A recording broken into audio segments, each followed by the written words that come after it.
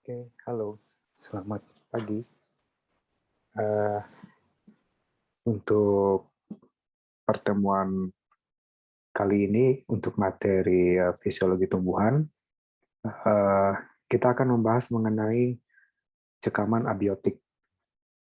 Eh, Cekaman abiotik ya, jadi artinya cekaman yang disebabkan oleh faktor lingkungan yang bukan berasal dari organisme. Jadi berupa faktor fisika atau kimia ya. Eh, untuk kuliah ini yang disampaikan oleh saya, ini nama saya ya, dan nanti saya akan coba kuliahnya dibagi 3 bagian supaya tidak terlalu panjang ya. Jadi untuk materi ini saya akan split menjadi 3 bagian. Eh, Oke, jadi cekaman abiotik ini eh, merupakan satu hal penting untuk dipelajari dan juga dalam hal bagaimana tanaman terutama merespon terhadap adanya cekaman itu. Dan dalam ini misalnya contohnya di sini ada kekeringan misalnya ya. Nah, kekeringan juga merupakan suatu contoh dari cekaman abiotik. Kekeringan artinya jadi kekurangan tanaman, kekurangan air misalnya. Selain itu ada cekaman misalnya suhu ya atau bahkan kelebihan air seperti itu. Nah, itu merupakan juga termasuk cekaman abiotik.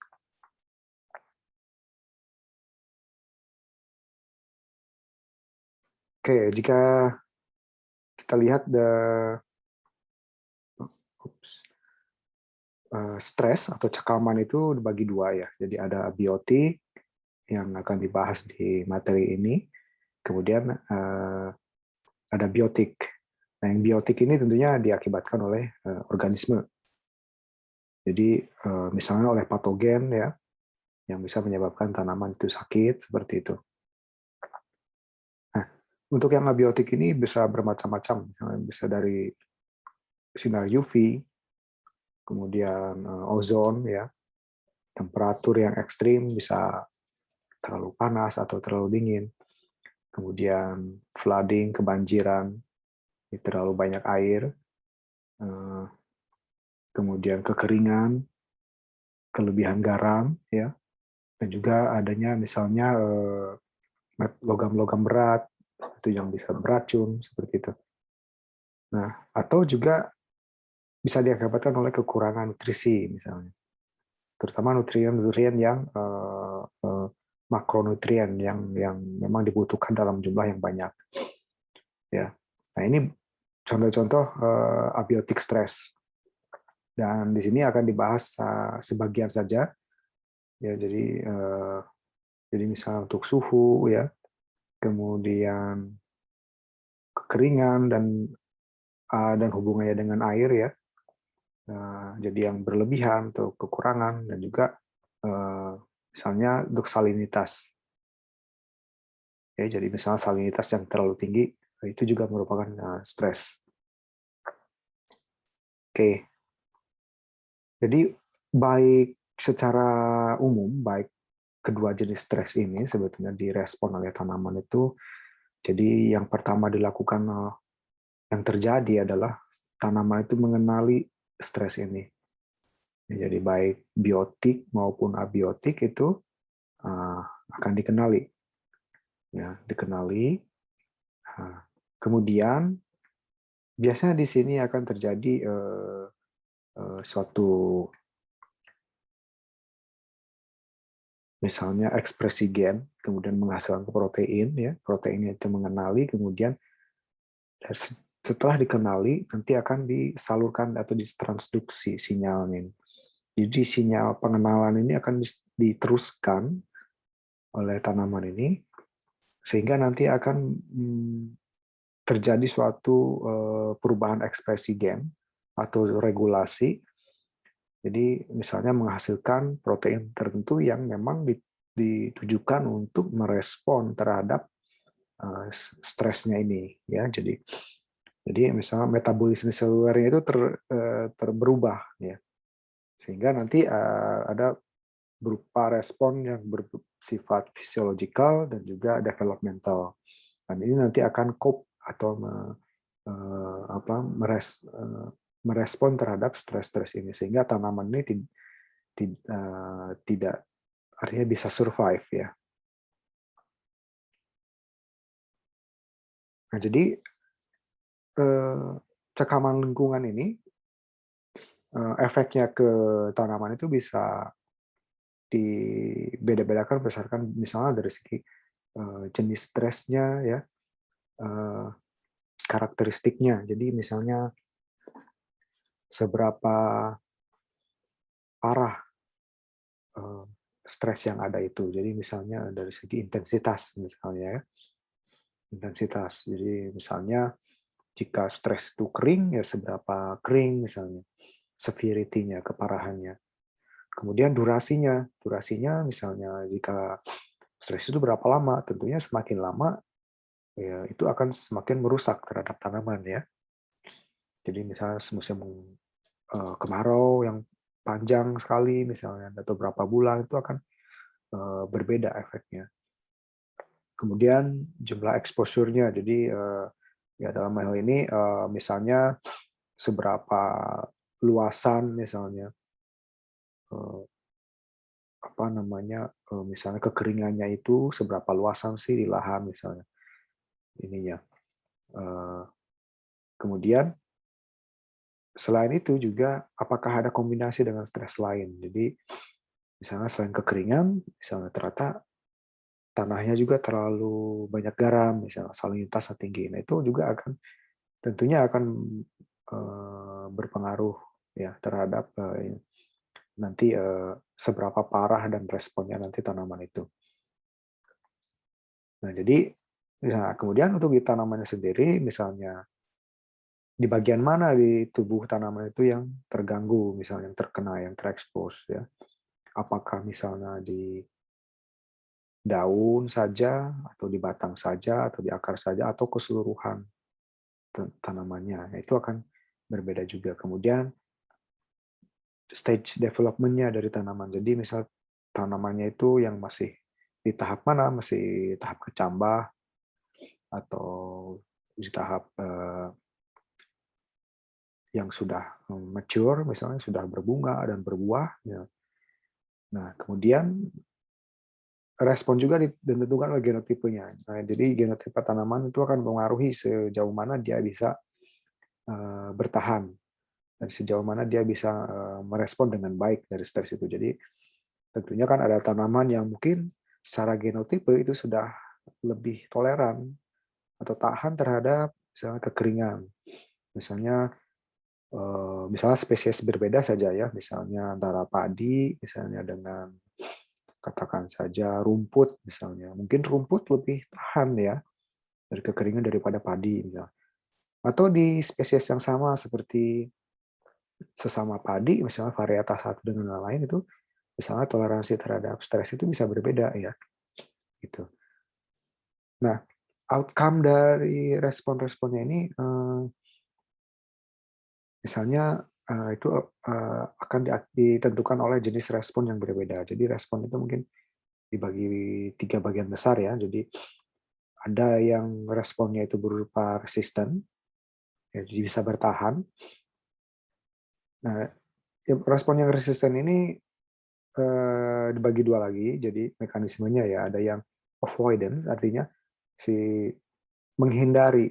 Ya, jadi tanaman ada yang bisa menghindari. Dalam artian menghindari di sini bukan berarti seperti hewan ya bisa lari atau bergerak seperti itu menghindari itunya. Tanaman tidak bisa. Dia tanaman diam ya tidak bisa bergerak. Avoidance-nya itu misalnya dilakukan dengan cara mengubah siklusnya misalnya. Jadi misalnya di suatu habitat itu di misal bulan tertentu dia mengalami kekeringan misalnya atau sebaliknya gitu terlalu banyak air banjir misalnya. Itu ada tumbuhan itu bisa beradaptasi dengan cara mengubah siklusnya. Jadi misalnya di tahap misalnya yang diperlukan di saat misalnya pembungaan misalnya, atau pembuahan atau pemunculan bunga gitu ya. Nah, itu bisa digeser siklusnya sehingga di tahap pembungaan itu misalnya itu tidak terlalu terganggu dengan stres yang ada gitu. Jadi bisa mengubah siklusnya, jadwal siklusnya. Nah, ada juga yang berupa toleransi. Nah, toleransi ini artinya mentoleransi ya. Jadi sifatnya untuk mentoleransi. Nah, kemudian respon yang kedua adalah dengan perubahan epigenetik.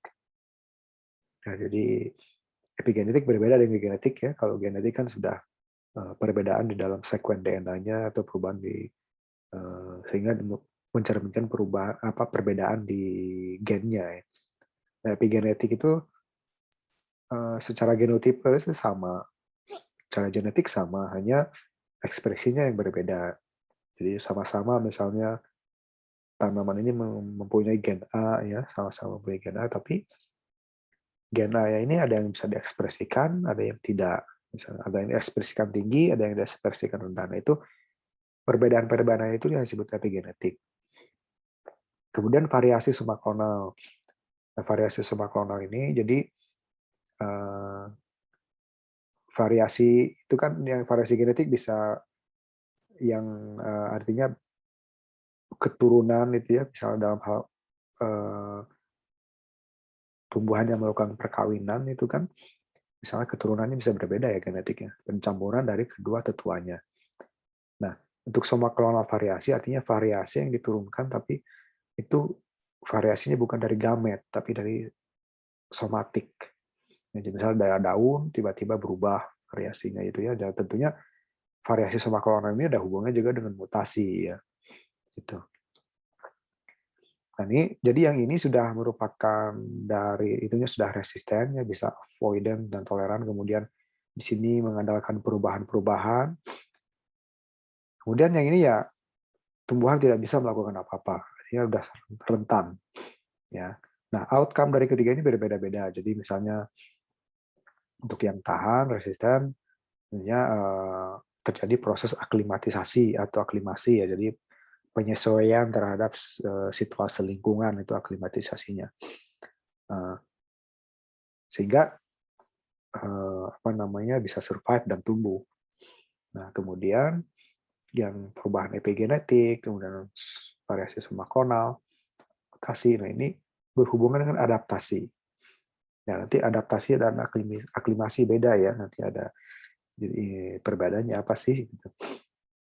Sehingga terjadi adaptasi. Nah, di sini kan tentunya karena ada mutasi, kemudian epigenetik, perubahan epigenetik, kemudian variasi sumaklonal itu akan menimbulkan beberapa varian berbeda-beda kan. Jadi misalnya varietas ini misalnya berbeda karena terjadi perubahan mutasi, misalnya tanamannya bermutasi sehingga ada genotipe yang berbeda, varian-varian berbeda, ada mutan yang berbeda-beda ya.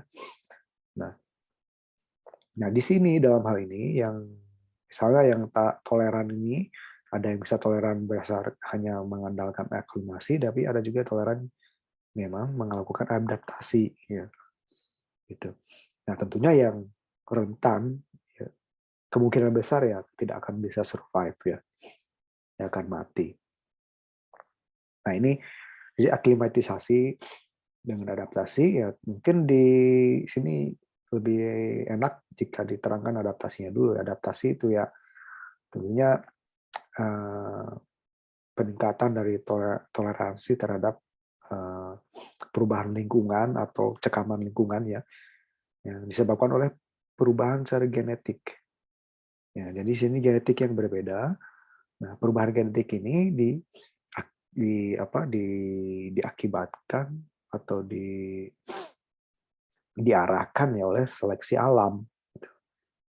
Ya, jadi seleksi alam dalam upayanya untuk beradaptasi terhadap perubahan lingkungan itu mengakibatkan perubahan genetik. Nah, itu adaptasi.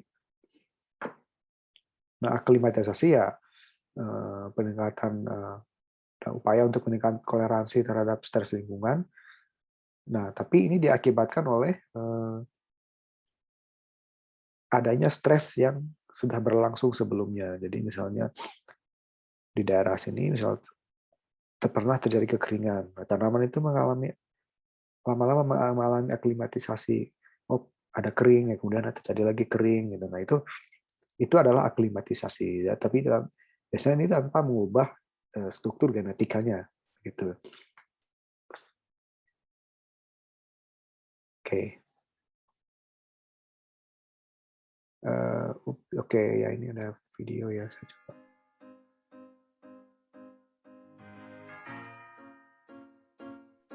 Ya, ini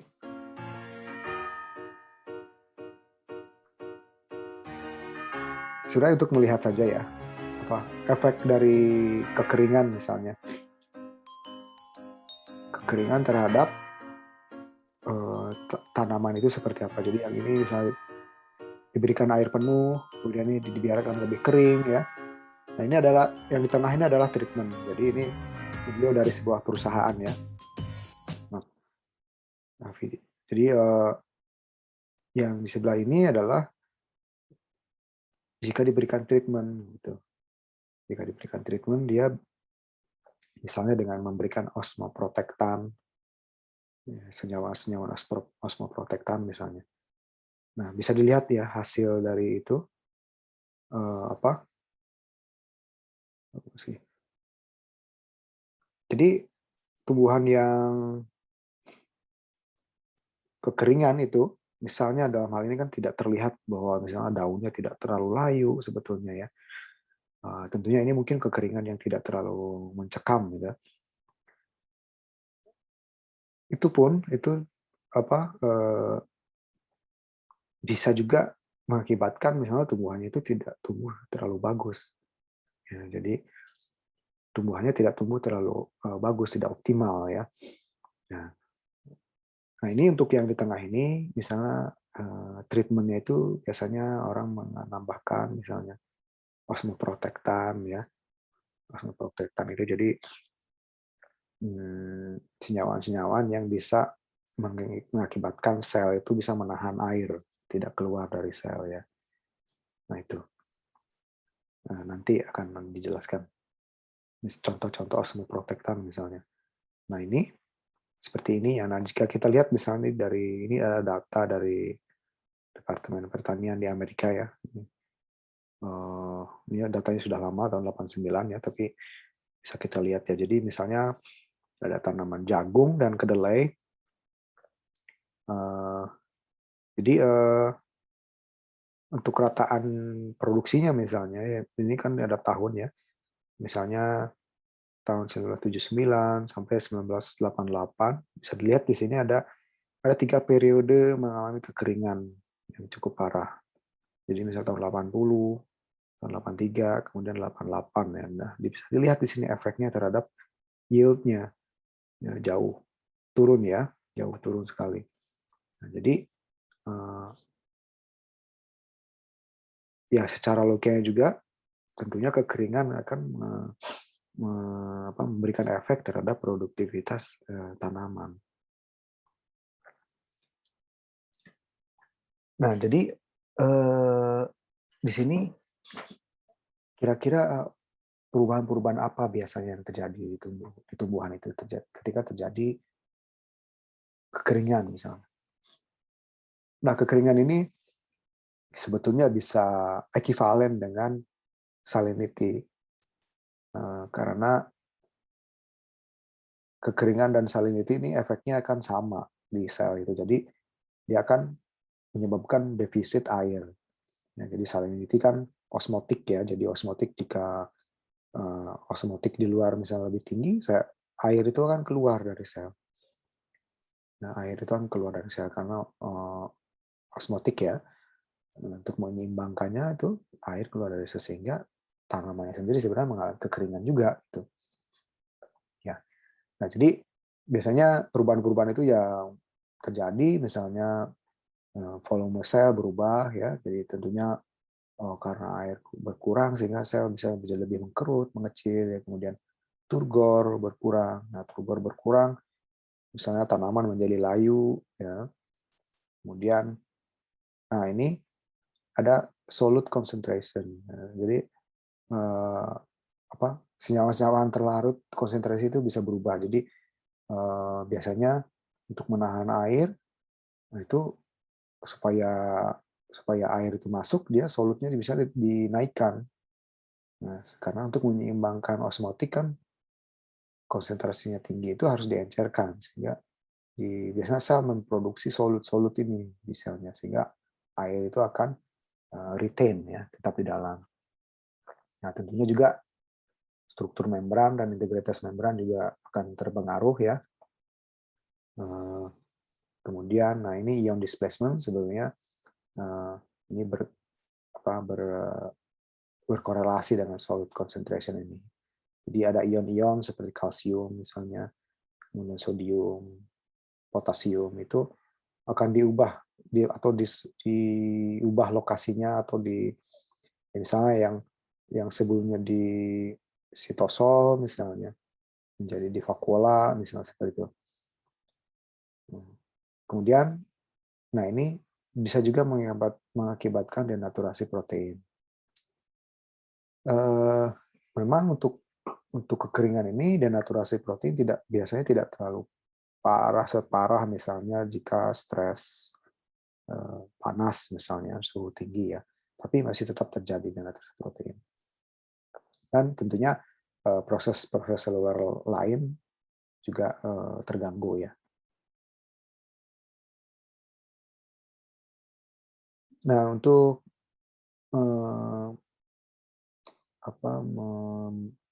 untuk bisa cope dengan kekeringan ini biasanya ada 3 strategi umum yang dilakukan tumbuhan ya. Jadi pertama adalah memperlambat desikasi. Jadi memperlambat hilangnya air. Ya. Nah, ini dilakukan. Jadi postponing desiccation itu adalah kemampuan tumbuhan untuk tetap mengalami hidrasi ya. Jadi air itu tetap ada. Jadi bisa misalnya dengan menghemat air, artinya metabolisme mungkin menurun ya, metabolisme yang memerlukan banyak air menurun. Kemudian water pender itu jadi aktivitas-aktivitas yang bisa mengeluarkan air misalnya transpirasi atau apa itu di pending, ditahan dulu ya. Nah, kemudian ada juga ya toleransi terhadap desikasi netral. Nah, ini adalah jadi tanaman itu sudah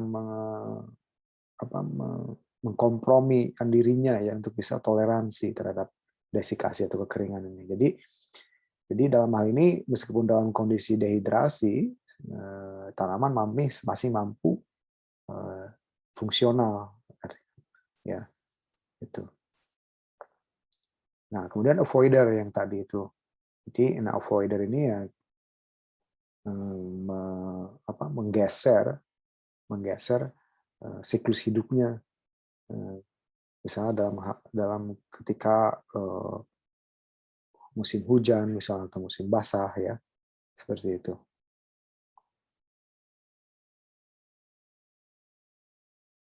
Nah, kemudian respon tumbuhan juga jika secara garis besar ya, jadi responnya itu pertama adalah mengurangi laju evapotranspiration. Nah, ini ada istilah ini evapotranspiration ya. Jadi ini gabungan dari kata evaporation dan transpiration.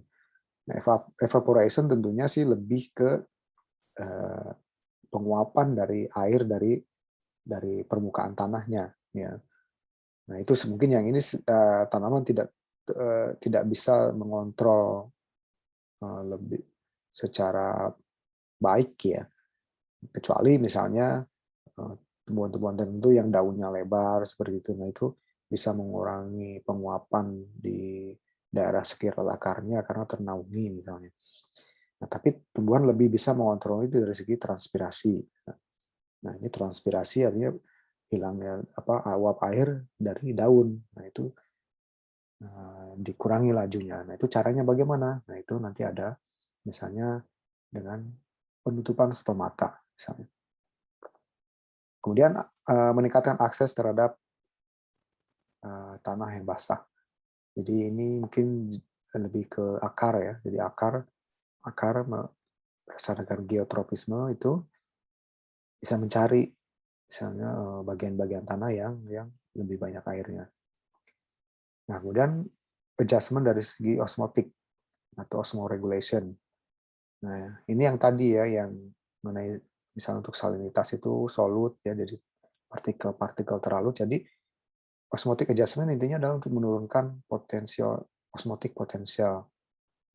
Nah, karena adanya peningkatan atau akumulasi dari partikel terlalu tadi.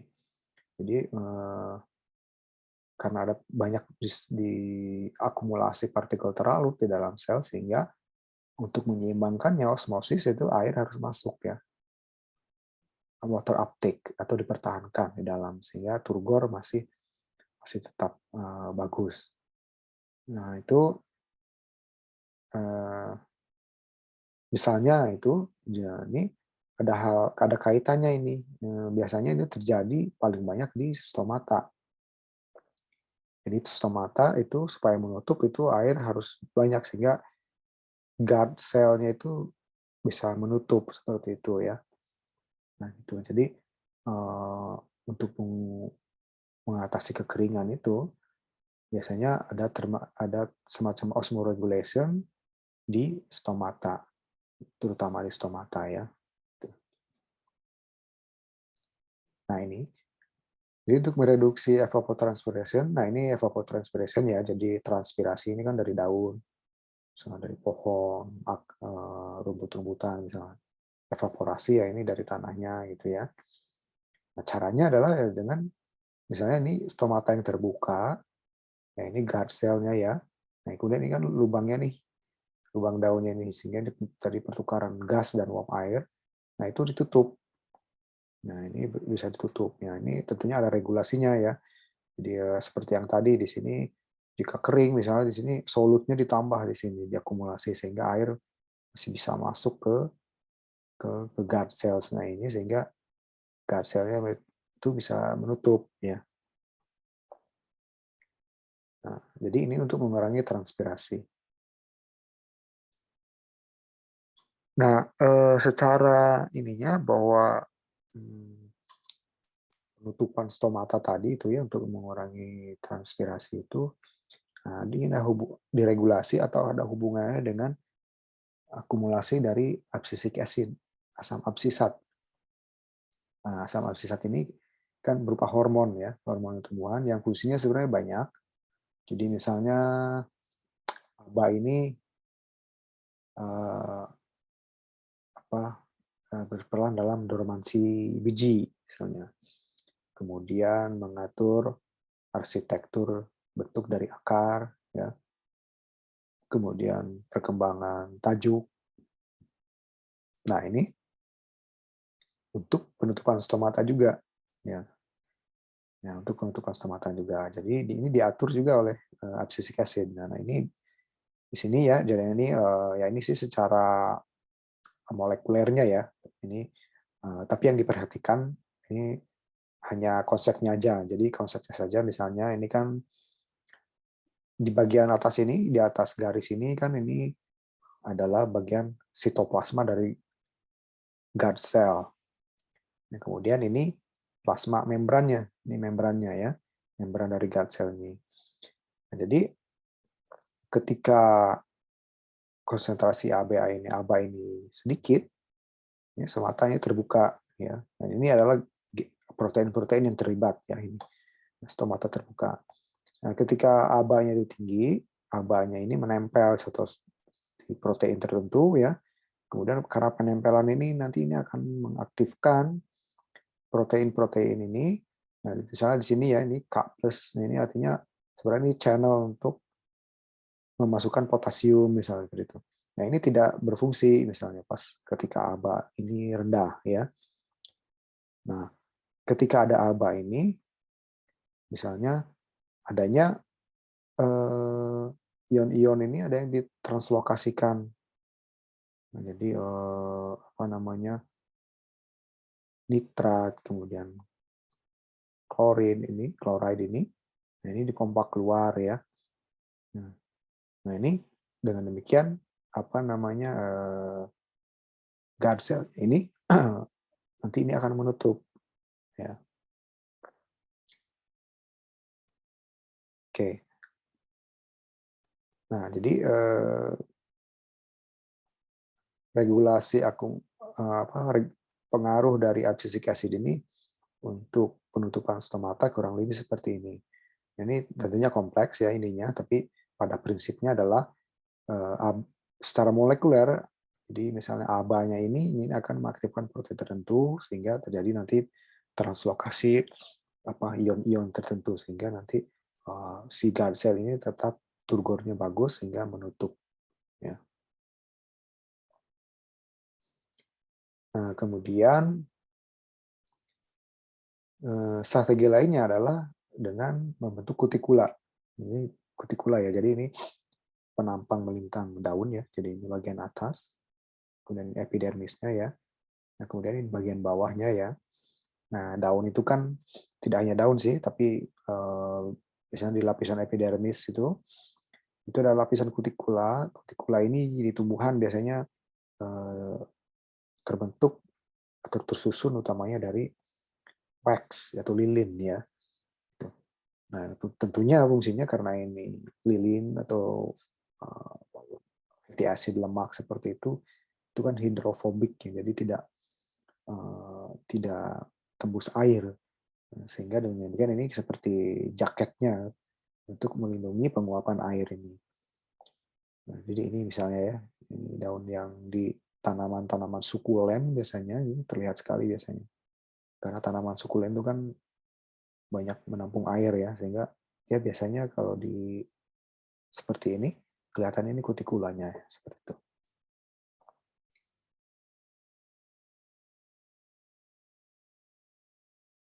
Oke,